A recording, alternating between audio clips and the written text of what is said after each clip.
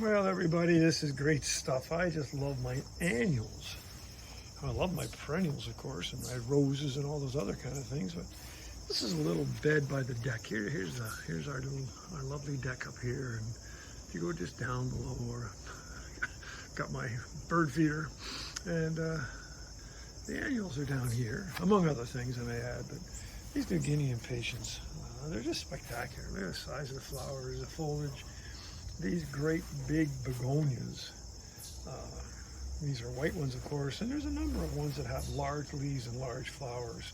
And they take up all sorts of space, and they really do a great job. And behind them, you know, another begonia down the bottom, and this acalifa.